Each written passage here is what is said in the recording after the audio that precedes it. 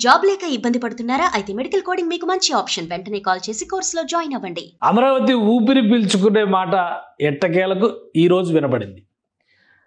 కూటమి ప్రభుత్వం ఏర్పడిన నాటి నుంచి అమరావతికి రాజమార్గంగా భావించే seed capital road, seed axis road సగంలోనే ఆగిపోయింది. దీని నిర్మాణానికి సంబంధించి ఆటంకాలను పరిష్కరించడానికి 10 నెలల సమయం పట్టింది కూటమి ప్రభుత్వానికి. ఫైనల్గా సిఆర్డీఏ అధికారులు స్థానికంగా ఉన్న రైతులతో జరిపినటువంటి చర్చల ఫలితంగా సీడ్ యాక్సిస్ రోడ్డుకి భూములు ఇవ్వడానికి అమరావతి ప్రాంతంలో ఉన్నటువంటి రైతాంగం అంగీకరించింది. మొత్తం మీద ఇందులో ఏదో కొన్ని 100 ఎకరాల భూములు తీసుకుంటారనుకుంటే పొరపాటు. కేవలం కావాల్సింది 10 ఎకరాలు, కానీ ల్యాండ్ పూలింగ్ కింద 60 ఎకరాల దాకా భూములు తీసుకునేటువంటి అవకాశం ఉంది. ఈ క్లియరెన్స్ వచ్చినటువంటి నేపథ్యంలో అమరావతిలో మహారహదారిగా పేర్కొన్నటువంటి సీడ్ యాక్సిస్ రోడ్డు ఫైనల్గా నేషనల్ హైవేకి కనెక్ట్ అయ్యేందుకు రూట్ సుగమమైంది. దీనికి సంబంధించినటువంటి టెండర్లని అతి త్వరలోనే, బహుశా 1-2 రోజుల్లోనే రిలీజ్ చేసేటువంటి అవకాశం కూడా ఉంది. ఎందుకంటే ఇప్పటికే సిఆర్డీఏ అధికారులు దీనిపైన పెద్ద ఎత్తున కసరత్తు జరిపారు. మున్సిపల్ శాఖ మంత్రి నారాయణ నేరుగా రైతులతో సంప్రదింపులు జరిపారు. కూటమి ప్రభుత్వం ఏర్పడిన వెంటనే ఈ చర్చలను ప్రారంభించి 3 దఫాలుగా గ్రామ సభలను కూడా అక్కడ నిర్వహించారు. కానీ ఫైనల్గా ఈరోజు దానికి శుభం కార్డు పడిగింది. చర్చలన్నిటికీ కూడా ఇక్కడ ఉన్నటువంటి జంజాటం ఒక్కటే, అసలు ఎందుకు సీడ్ యాక్సిస్ రోడ్డుకి ఇంత సమస్య వచ్చింది ఒకసారి విశ్లేషించేటువంటి ప్రయత్నం చేద్దాం. ఇది సీడ్ యాక్సిస్ రోడ్డు నిర్మాణానికి సంబంధించినటువంటి చిత్రం. ఇది ఆల్రెడీ మొత్తంగా చూస్తే 21 కిలోమీటర్ల పొడవున సీడ్ యాక్సిస్ రోడ్డు నిర్మించాలని చెప్పని గతంలో ప్రభుత్వం నిర్ణయించింది. 21 కిలోమీటర్లు అంటే దొండపాడు నుంచి, అమరావతిలో ఒక మూలన ఉన్నటువంటి దొండపాడు నుంచి అలానే ప్రకాశం బ్యారేజీకి ఆనుకుని ఉన్న కొండవీటి వాగు దగ్గరికి 21 కిలోమీటర్ల దూరంలో నిర్మాణ ప్రణాళికని రెడీ చేశారు. దీన్ని 2 ఫేజుల్లో అంటే 2 దశల్లో నిర్మించాలని అప్పట్లోనే ప్రణాళికను సిద్ధం చేశారు. అందులో 18.3 కిలోమీటర్లు ఫస్ట్ ఫేజ్, మిగిలిన రిమైనింగ్ పార్ట్ దాదాపు ఒక 3 కిలోమీటర్ల చిల్లర వస్తుంది, 3.4 కిలోమీటర్ల దగ్గర వస్తుంది. సో ఇది 2వ ఫేజ్లో చేయాల్సినటువంటి అంశం. ఈ రెండింటికి సంబంధించి 2016-17లోనే రాష్ట్ర ప్రభుత్వం క్లారిటీ ఇచ్చేసింది. క్లారిటీ ఇచ్చిన నేపథ్యంలో ఈ 18.3 కిలోమీటర్ల రహదారి వ్యవస్థని 2018లోనే నిర్మించారు. అంటే ప్రస్తుతం ఉన్నటువంటి మంతెన సత్యనారాయణరాజు ఆశ్రమం వరకు ఈ నిర్మాణం జరిగింది. అక్కడి నుంచి నేషనల్ హైవేకి కనెక్ట్ చేసే దగ్గరే న్యాయపరమైనటువంటి చిక్కులు రావడం, ఈ పనులు ఆగిపోవడం జరిగింది. అలానే 2019 ఎన్నికల్లో తెలుగుదేశం పార్టీ ఓడిపోవడం, జగన్మోహన్ రెడ్డి ప్రభుత్వం వచ్చిన తర్వాత అమరావతిని అటకెక్కించడం వలన 5 ఏళ్లుగా కనుమరుగైపోయినటువంటి దృశ్యం ఇది. 10 నెలల చర్చల తర్వాత ఫైనల్గా ఒక కన్క్లూజన్ వచ్చింది. ఒకసారి సీడ్ యాక్సిస్ రోడ్డు స్వరూపాన్ని విశ్లేషించేటువంటి ప్రయత్నం కూడా చేద్దాం. సీడ్ యాక్సిస్ రోడ్డు నిర్మాణానికి సంబంధించినటువంటి ఒక ప్రణాళికని మనం చూద్దాం. ఇది ఆంధ్రప్రదేశ్ మ్యాప్. ఇందులో సీడ్ యాక్సిస్ రోడ్డు స్వరూపాన్ని చూడాలంటే ఒకసారి మనం అమరావతి మ్యాప్ చూస్తే క్లియర్ పిక్చర్ వచ్చేస్తుంది. ఇది అమరావతి నిర్మాణానికి సంబంధించి మాస్టర్ ప్లాన్ ఈ పరిధిలోనే డిజైన్ చేశారు. ఇందులో గూగుల్ మ్యాప్లో కూడా కనిపిస్తున్నటువంటి, అమరావతిలో కనిపిస్తున్నటువంటి దృశ్యం సీడ్ యాక్సిస్ రోడ్డు. ఎందుకంటే గతంలోనే నిర్మాణం అయింది. ఇప్పుడు గ్రిడ్ రోడ్డు నెట్వర్క్ వచ్చిన తర్వాత సీడ్ యాక్సిస్ రోడ్డు కంటే కూడా ఈ గ్రిడ్ నెట్వర్క్ ఇంకా బలంగా కనిపిస్తుంది. రైట్, గూగుల్ మ్యాప్స్ లో కూడా అమరావతిలో క్లియర్ గా కనిపించేటువంటి పిక్చర్ సీడ్ యాక్సిస్ రోడ్డుకి సంబంధించినటువంటి దృశ్యమే. సీడ్ యాక్సిస్ రోడ్ ఇక్కడ దొండపాడు నుంచి స్టార్ట్ అవుతుంది. దొండపాడు నుంచి అది NH-16 అంటే నేషనల్ హైవే, వైజాగ్ చెన్నై, ఇంకో రకంగా చెప్పాలంటే కలకత్తా టు చెన్నై మహారహదారి అంటారు కదా, నేషనల్ హైవే, దాన్ని కనెక్ట్ చేయాల్సినటువంటి లక్ష్యం ఉంది. ఇది దొండపాడు. ఇక్కడ చూస్తే ఇక్కడ కరకట్ట రోడ్డు ఇటు పక్కన వస్తుంది. ఈ కరకట్ట రోడ్డు సమీపంలోనే ఇది ఆగిపోయింది. సో ఇక్కడ కీలకమైనటువంటి ఉండవల్లి, అలానే పెనుమాక, కొన్ని గ్రామాలు ఉన్నాయి అక్కడ. ఇవన్నీ కూడా చాలా ముఖ్యమైనటువంటి గ్రామాలు. ఆ గ్రామాల వలన అక్కడ యాక్సెసిబిలిటీ లేకుండా అయిపోయింది. ఆ ప్రాంతంలో నిర్మాణ ప్రణాళిక చేయాలంటే కూడా ఇప్పుడు రైతులు భూములు ఇవ్వకపోవడం వల్ల పెద్ద సమస్య ఎదురైంది. ఇన్ని సంవత్సరాలుగా ఆగిపోయింది. సో ఇది సీడ్ యాక్సిస్ రోడ్డుకి సంబంధించి మనం ఇంకొంచెం జూమ్ చేసి చూస్తే ఇంటర్నల్గా ఇక్కడ వచ్చేటువంటి ప్రధానమైన సమస్య ఏంటంటే ఇక్కడ ఆనుకుని ఉన్నటువంటి గ్రామాలు. ఇక్కడికి వచ్చేసరికి మంతెన సత్యనారాయణరాజు ఆశ్రమం ఉంటుంది, ప్రకృతి ఆశ్రమం. ఆ ఆశ్రమం వరకు మాత్రమే ఈ నిర్మాణం జరిగింది. అలానే సీడ్ యాక్సిస్ రోడ్లో కీలకమైనటువంటి ఇది ఏంటంటే 8 వరుసల మహారహదారిగా దాన్ని నిర్మాణం చేశారు. 8 వరుసలు అంటే మిడిల్ స్ట్రెచ్లో 4 పోర్షన్స్లో వెహికల్స్ వెళ్తాయి. అలానే అటు సైడ్ రోడ్డు, ఇటు సైడ్ రోడ్డు, మళ్ళీ అది కూడా డబల్ లేన్ రోడ్డు కింద డెవలప్ చేశారు. అందుకనే మొత్తం 8 వరుసల మహారహదారి డైరెక్ట్గా గవర్నమెంట్ సిటీకి కనెక్ట్ అయ్యేటువంటి రహదారి ఇది. సీడ్ అంటే క్యాపిటల్ ఏరియాలో మెయిన్ జోన్, ఏదైతే గవర్నమెంట్ సిటీ అని చెప్తున్నారో దానికి సంబంధించినటువంటి ప్రాంతానికి ఇది కనెక్ట్ అవుతుంది. కానీ ఇక్కడ ల్యాండ్స్ ఇవ్వకపోవడం వలన ఈ ప్రాంతంలో ఒక పెద్ద సమస్య ఎదురైంది. అలానే గత కొంతకాలంగా జరిగినటువంటి మరికొన్ని చర్చల సారాంశం చూస్తే కనుక ఈ ప్రాంతంలో ఈ సీడ్ యాక్సిస్ రోడ్డు ఆగిపోవడానికి మరొక ముఖ్యమైనటువంటి అంశం, గత 5 ఏళ్లలో ప్రభుత్వం తీసుకున్నటువంటి నిర్ణయాలు ఈ ఉండవల్లి ప్రాంతంలో ఈ పెనుమాక ప్రాంతానికి సంబంధించినటువంటి కొన్ని భూములు ఇవన్నీ ఉండడం వల్ల ఇక్కడ చూస్తే మీకు దాదాపుగా ఇక్కడ కరకట్ట దగ్గరకు వస్తుంది. సీడ్ యాక్సిస్ రోడ్డు కరకట్ట దగ్గరకు వస్తుంది, కరకట్ట రోడ్ ఇటు వెళ్తుంది.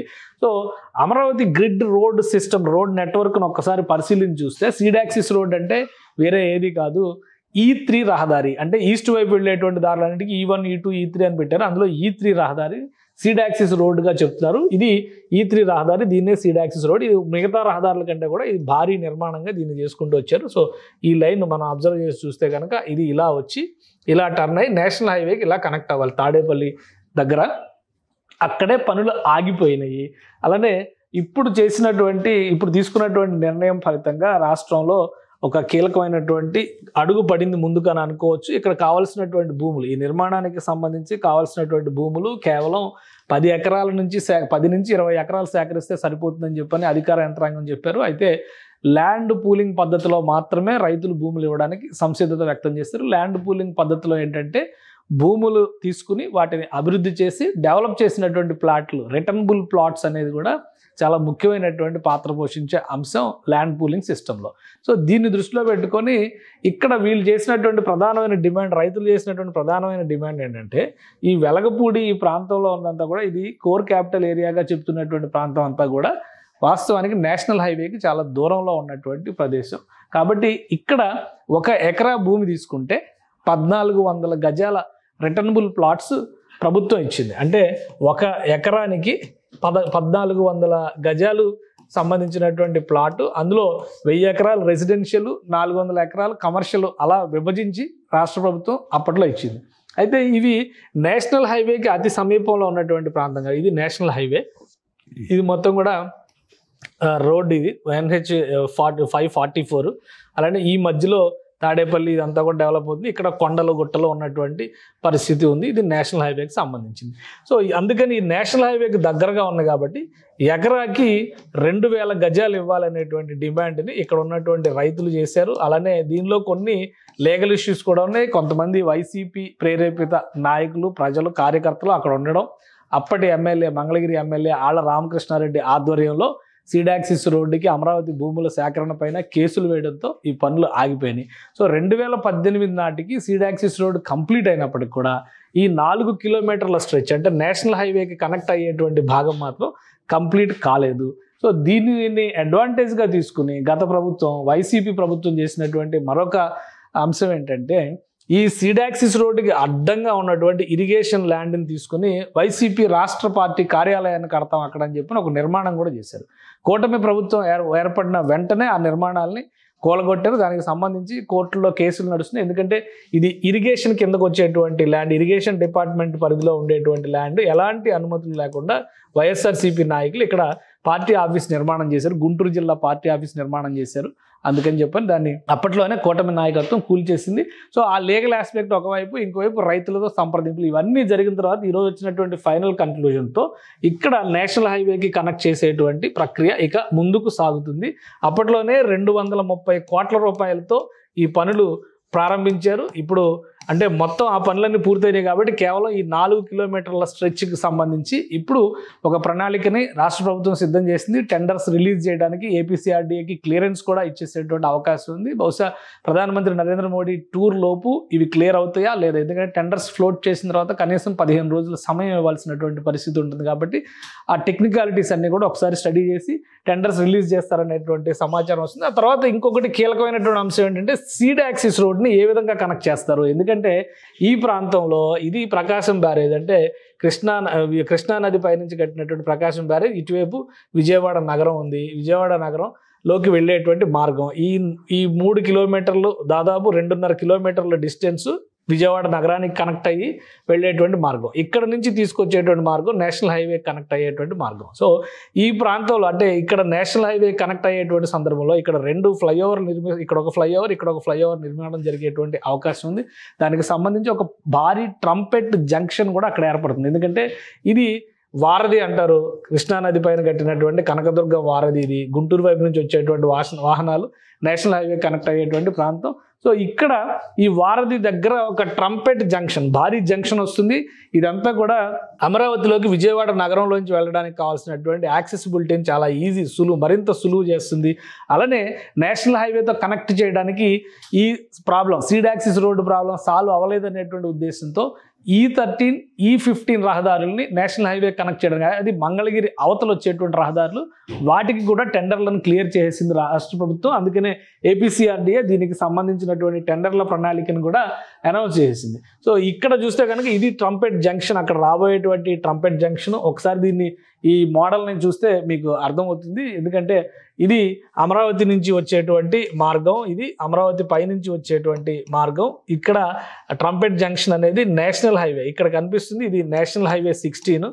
సో ఈ 16 పైనుంచి లేదా కింద నుంచి ఇట్లా 2 వ్యవస్థలను తీసుకొచ్చి దీన్ని ఇటు యాక్సెస్ చేసేటువంటి అవకాశం ఉంటుంది. సో ఈ జంక్షన్ డిజైన్ కూడా చాలా డిఫరెంట్గా ఉంటుంది. ఆల్రెడీ సీడ్ యాక్సిస్ మోడల్స్లో దీన్ని గతంలోనే గ్రాఫిక్స్లో ఎస్టాబ్లిష్ చేసి చూపించారు. సో ఇది ట్రంపెట్ జంక్షన్ రూపంలో చేసినటువంటి ప్రణాళిక. దీనిలో అండర్ పాస్లు, ఇంటర్ కనెక్టివిటీస్ కూడా ఉంటాయి. చిన్న లొకేషన్ అయినప్పుడు కూడా నిర్మాణంలో చాలా కాంప్లికేషన్స్ ఉన్నాయి. అందుకే దీనికి సంబంధించినటువంటి డిజైన్స్ని కూడా అప్పట్లోనే APCRDA రూపొందించింది, వాటిని రిలీజ్ చేసింది. సో వీటి ఆధారంగా చూస్తే కనుక ఒక క్లారిటీ వస్తుంది. అమరావతిలో సీడ్ యాక్సిస్ రోడ్డుకి సంబంధించి ఇది మొత్తం టోటల్ రోడ్స్ నిర్మాణ ప్రణాళిక. ఎందుకంటే 38 రకాల గ్రిడ్ రోడ్ స్ట్రక్చర్ని దీనిలో APCRDA ప్లానింగ్లో ఇంక్లూడ్ చేసింది. అందులో రకరకాల వ్యవస్థలు, ఒకవైపు నుంచి గ్రీనరీ, మరోవైపు పెడిస్ట్రియన్స్ అంటే నడకదారులతో సహా అనేక రకాల కేటగిరీల వాహనాలు వెళ్లేందుకు అనువుగా ఈ డిజైన్ని రూపొందించారు. ఈ డిజైన్లోనే సీడ్ యాక్సిస్ రోడ్డుకి సంబంధించినటువంటి ప్రణాళికను కూడా ఆవిష్కరించారు. సో ఇది ట్రంపెట్ జంక్షన్ రూపంలో సీడ్ యాక్సిస్ రోడ్లు అంటే మంగళగిరి తాడేపల్లి లొకేషన్లో వారధి ముందర, కృష్ణా నది పైన ఉన్నటువంటి కనకదుర్గ వారధి ముందర రాబోయేటువంటి టర్న్ అరౌండ్ అనమాట ఇది.